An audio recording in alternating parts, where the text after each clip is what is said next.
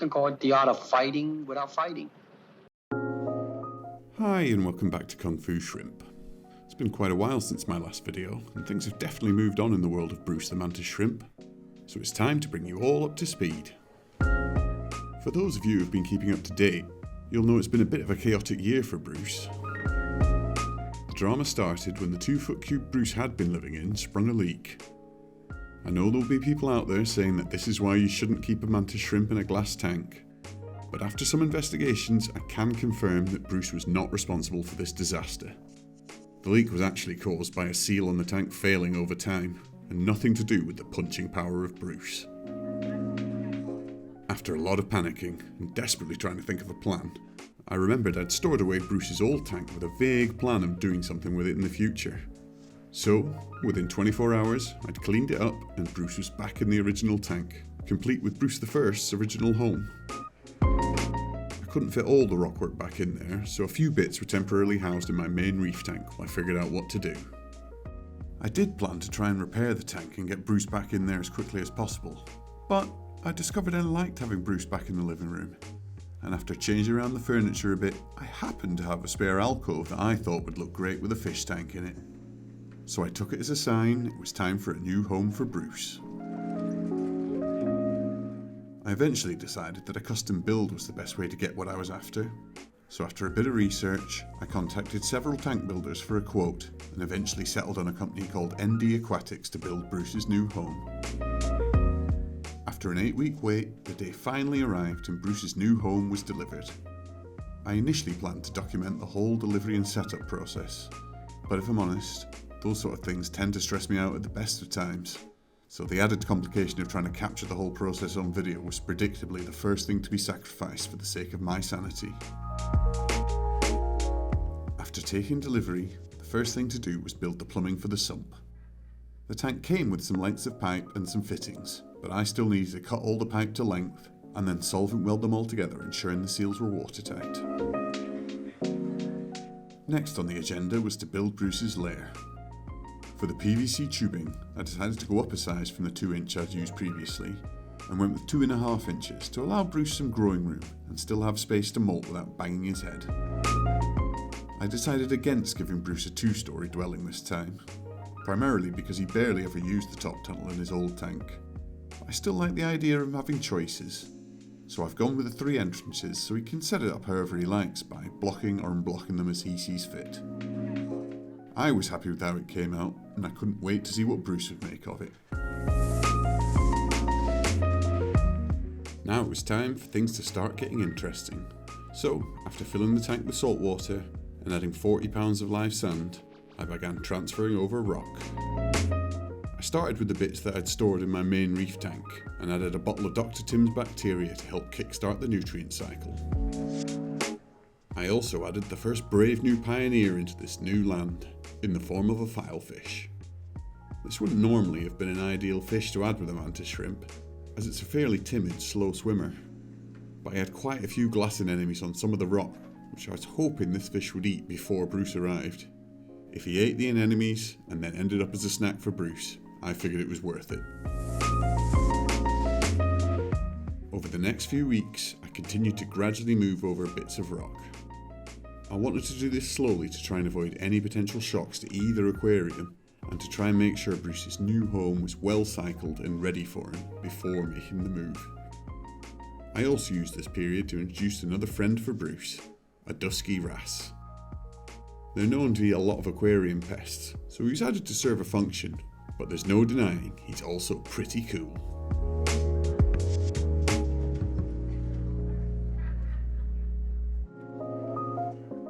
Finally, I took this time to stock the tank with a variety of cleanup crew, to help keep things spick and span for when Bruce arrived, as well as providing him with a variety of hunting experiences and tasty treats upon his arrival. These intrepid pioneers included 3 emerald crabs, 10 or so small algae hermit crabs, and about the same again in a variety of snails. Unfortunately, the migration was not without any casualties. With 2 days to go before the final push, I heard a crack and turned to see Bruce disappearing into his cave with Psycho the Fiji damsel in tow.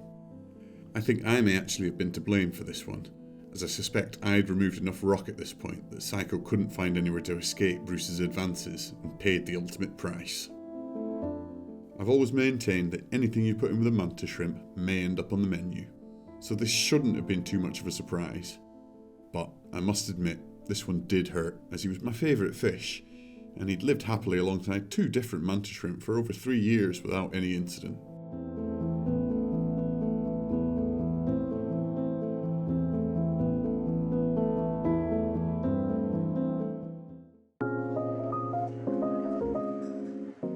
And so, after about a month of getting things ready and gradually transferring over rock, moving day had finally arrived. I migrated over the last few bits and spent a couple of hours playing around until I had a rockscape I was happy with. Once I got Bruce out and into a bucket, I drip acclimated him for about an hour to be safe. Then it was time to introduce him to his new kingdom. As I lowered Bruce into his new home, he seemed overwhelmed for a moment, freezing and clinging to the net while he tried to take in his new surroundings.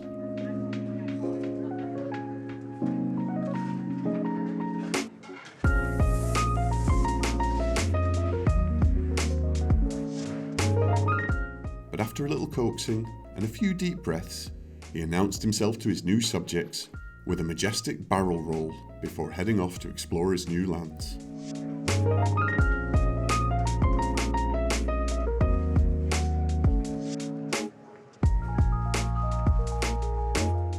As is usual with these things, after spending hours crafting Bruce a beautiful lair, he initially ignored it entirely and dived into a hole in the rockwork.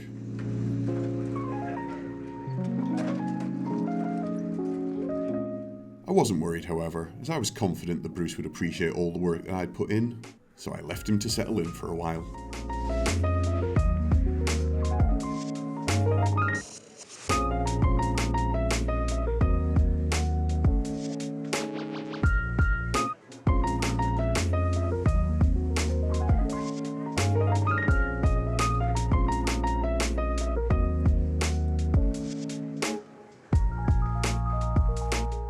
It wasn't long, however, before a string of strikes coming from inside the rockwork somewhere let me know that Bruce was saying a quick hello to some of the tank's inhabitants.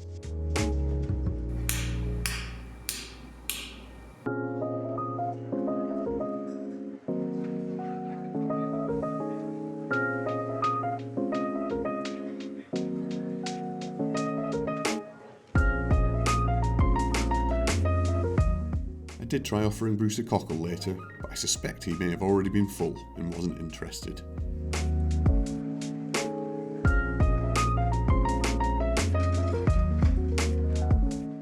By the next day, Bruce had discovered his home and looked to have settled in nicely. I knew he was happy in his new surroundings, as he quickly set about doing some home renovations to get things just how he wanted them. His first job was carting in handful after handful of sand to lay down a nice floor surface.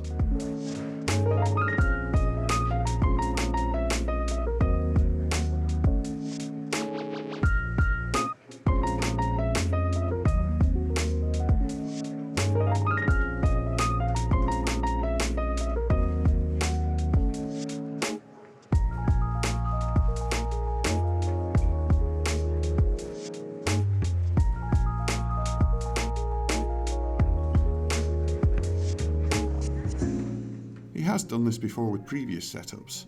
However, the amount of sand he decided to shift this time was enough to make me concerned he was going to dig down to the glass. I wonder if the excessive sand collection this time is due to the larger diameter of the pipe I used. Mantis shrimp generally like their burrows to be fairly snug, so I wonder if he's used the sand to lower the ceiling and make things a little cozier for himself.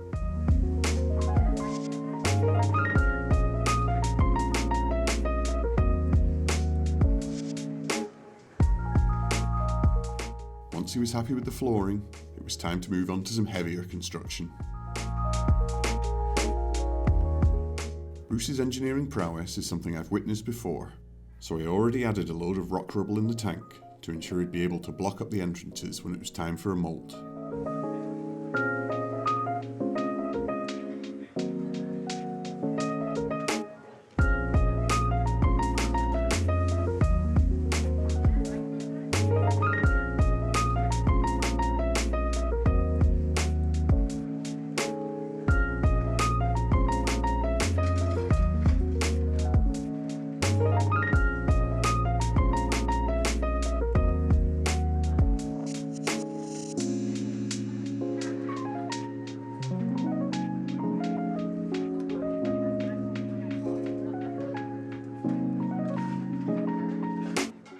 But what surprised me this time was the amount of rock Bruce carried off back into his lair.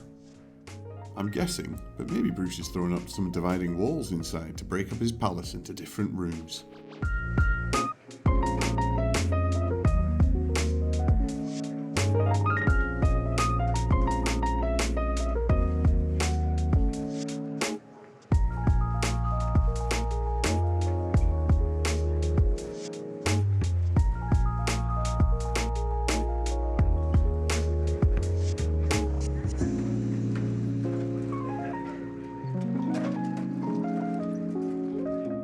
I even spotted him plucking some bits of algae off a rock to take back into his lair to use for soft furnishings.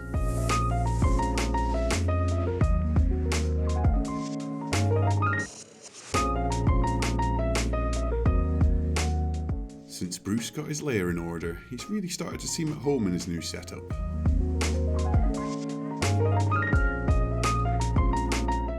I've been feeding him almost every day since he went in, and he's not turned his nose up at anything yet except on the first day he was added, so he definitely seems happy.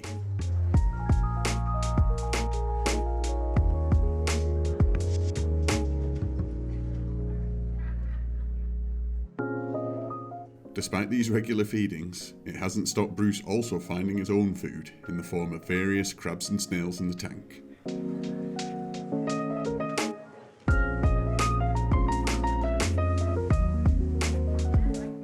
Here we can see Bruce taking a fancy to one of the turbo snails hiding in the corner.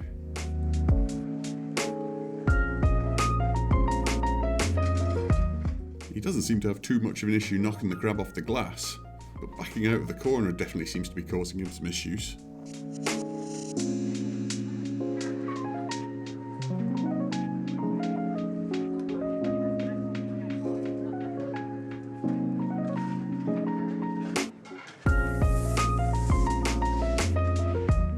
The whole migration process went surprisingly smoothly, and although it's early days at the moment, there doesn't seem to be any looming disasters. I'm really happy to have got Bruce moved over into what is his third tank and hopefully his forever home.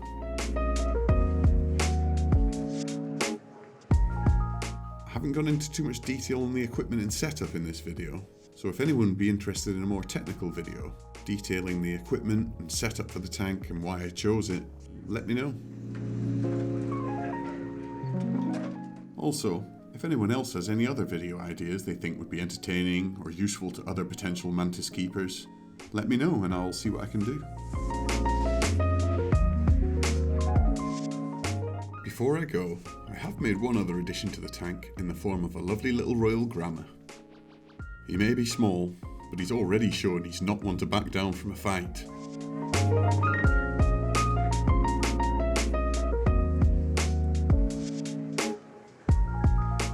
He staked his home next to some mushroom coral, and as you can see, even when Bruce comes a knocking, he still stands his ground.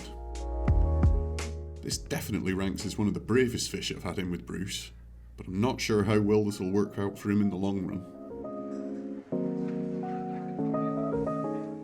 I think that's all the fish for now, but I'm still conscious that they need names, so if anyone has any suggestions for what to call any of the fish, post a comment down below, and if we get enough suggestions, I'll run a poll to let you guys decide. While I'm at it, if you enjoyed this video, please hit that like button. It really makes a difference to how this video gets promoted by YouTube.